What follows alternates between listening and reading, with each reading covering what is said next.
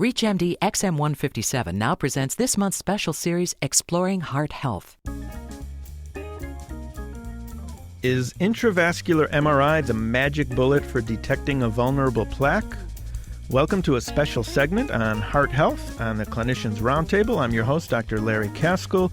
Joining me today is Dr. Ron Waksman, clinical professor of medicine at Georgetown University and the associate director, Division of Cardiology at Washington Hospital Center.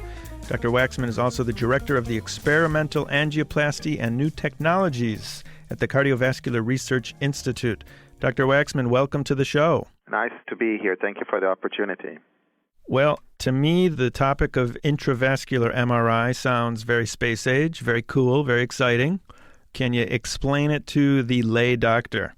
So the purpose of this device is actually to detect how much lipid content we do have in an atherosclerotic plaque. Obviously, we do have all types of plaques in the coronary arteries, and we know that those that contain lipid, they are the most vulnerable, meaning that there is an inflammation. We take statin to reduce those lipid content plaques. So no one so far was able to tell us what is the amount of lipid that these plaques contain, and this device, the intravascular MRI, is enabling us to detect the amount of lipid within the plaque. I was under the understanding that intravascular ultrasound would give you a pretty good idea of how much lipid was in the plaque. No, the intravascular ultrasound has some limitation. It's basically a grayscale that cannot differentiate in terms of the plaque morphology. So it tells us sometimes whether you have calcific plaque or non-calcific plaque. But that's to the best that these devices can tell us. They can tell us the degree of stenosis, the length of the lesion, sometimes if it's fibrotic or non-fibrotic, but not to the content of the lipidic content or other morphologies that's related to the content of the plaque. Let's clear it up a little more for the audience who may not be that familiar with what's a good plaque, what's a bad plaque. Is it safe to say that if you have a fibrotic calcified plaque, it is less vulnerable to rupture? That is correct. I think the more calcific the plaque, it's probably more stable, because what we are determining as a vulnerable plaque is a plaque that can rupture. Usually those plaques has a thin cap, atheroma, and when that thin cap is breaking at some point, that starts a cascade of events which is resulting at the end with a thrombus or a clot that would occlude the entire vessel. So obviously the more resilient the vessel is, the more fibrotic, the more calcific, you would think and believe that this kind of an event will not occur. Now, if you're a cardiologist out in, let's say, a small city and you're doing angiograms and you're seeing a 70% stenotic lesion, right now you're going to most likely want to stent it, and you can't tell so much if it's calcified or not or vulnerable. Yeah, so these lesions, we are less concerned about them because we're going to stent them anyway if they are 70% and more. And usually we found out that those lesions are more, there already has been rupture, there already some process that has been occurring within these plaques, and they're causing some hemodynamic compromise, and that's why the patient's experiencing angina. But the one that we really worried about are those that are less than 50% stenotic or 50 to 70. These are not necessarily plaques that are causing at the moment any trouble, but potentially these are the ones that we have seen that causing the late MI, and that's where they are defined as vulnerable plaques. Mm-hmm. Now, if you do an angiogram, you'll see a lot of plaques like that, and then you cannot tell like which one is really vulnerable, which one is more at risk to rupture. Then this was evolved a whole cascade of intravascular imaging technologies that they're all looking at things beyond ultrasound, which means what features of vulnerability on those plaques they can detect. And among them is the lipid content. The other devices looking on thin cap atheroma, most of them are actually right now focusing on the lipid content, because what is the lipid content tells us? It tells us that there is inflammation going on. You have an LDL there, you have accumulation of a lipid, so this is a very active process that's ongoing within the plaque. And that makes it more vulnerable. So almost like a smoldering volcano, and you don't really know when it's going to erupt.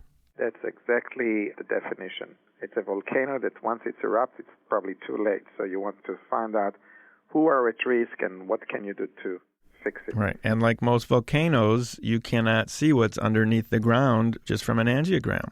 Correct. The angiogram is very limited in terms of any morphology and of the plaque itself. I'd like you to go out on a limb and offend some cardiologists.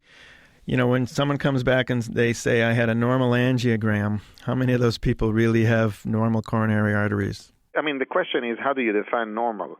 Normal means that you really have no atheroma whatsoever, and this is very rare. And most of us have some atheromas. Now, the patients who are at higher risk are patients that already have some evidence that they were having in the past or in the present a rupture plaque. Suppose someone comes with acute coronary syndrome, and he does have a plaque that has been ruptured. But what we found out, and this has been published, that those patients usually have more than one vulnerable plaque already. They have multiple vulnerable plaques, sometimes up to 5 and 7, and these were diagnosed at that time by intravascular ultrasound just by features like evidence of erosion or evidence of a rupture plaque in a different vessel that was not associated with high-grade stenosis. So for patients who are already experienced acute coronary syndrome, they are at higher risk. They have additional plaques that are potentially vulnerable. For patients who had never had any experience with coronary syndrome, but they do have plaques, I think it would be wise to look at some of those plaques and to see, are these plaques indeed quiet, they are in quiescent stage, or they are actually more vulnerable than we tend to believe. And one other thing just to mention in that regard, we have seen in the past that most of the patients that develop acute myocardial infarction and had a prior angiogram prior to the event of the heart attack, those plaques that turn to cause the heart attack, they seems to be the most benign, non-vulnerable by angiogram. So that's actually prompted this whole interest to see how can we detect those vulnerable plaques. If you've just joined us, you're listening to a special segment on heart health. My guest today is Dr. Ron Waksman. He is the director of the Experimental Angioplasty and New Technologies at the Cardiovascular Research Institute, and we're talking about intravascular MRI and its ability to detect vulnerable plaque. Dr. Waksman, as you said, it's these 30%, 40% lesions that are the vulnerable ones, and we're not doing routine intravascular MRI currently. Do you believe in any of the current biomarkers like LP plaque as a way of saying that there's some active inflammation going on?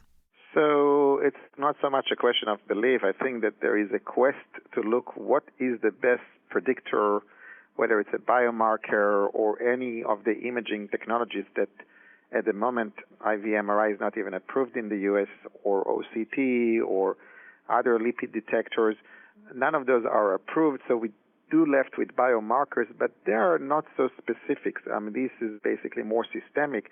At the most, it can tell you that you do have a systemic and ongoing inflammation, but it doesn't give you specifically information on a specific plaque, because as you take an angiogram of those patients, you may find multiple areas that it's less than 50% stenosis, and we are lacking an ability without detecting specifically locally on potential vulnerability of plaques.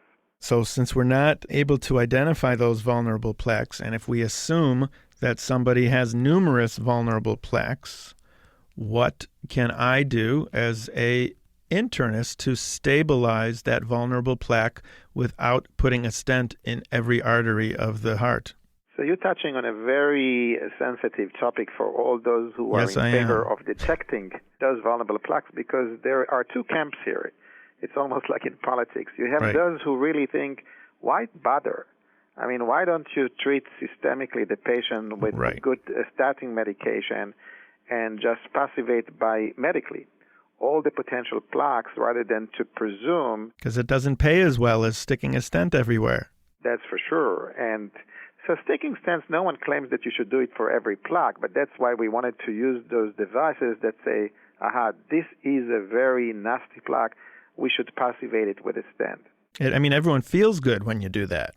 The doctor feels good, the patient feels good, but there's been no effect on mortality. That is correct. And not only that, that at the moment, where the field is that although we do have all these array of diagnostic tools, we don't have a single study that shows that intervening on those plaques mechanically can alter any natural history of the disease. So my question is, I know you're more interventionally oriented, but I don't know how to do that. So I have to do it pharmacologically.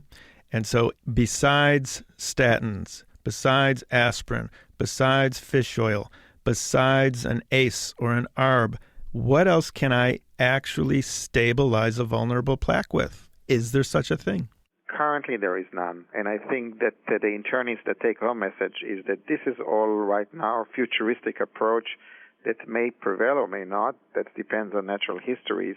We want to know what can we do now. I think high-risk management and taking care of the risk factors and including the treatment with all the good agents that you mentioned that actually showed already reduction in events, this is the best thing that we can do for our patients.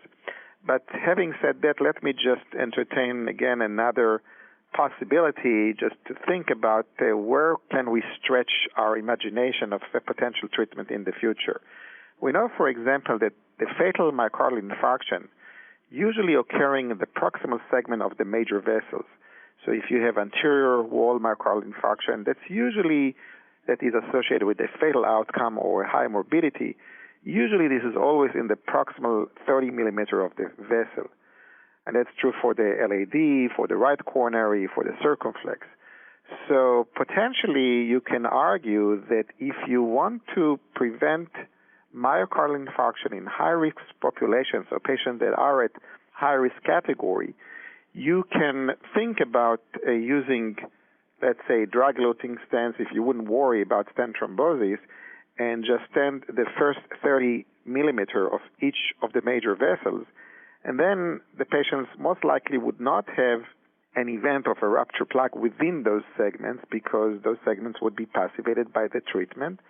And that would potentially will protect them, kind of immunizing the vessels from a potential future of myocardial infarction. Dr. Ron Waksman, thank you so much for coming on the show today.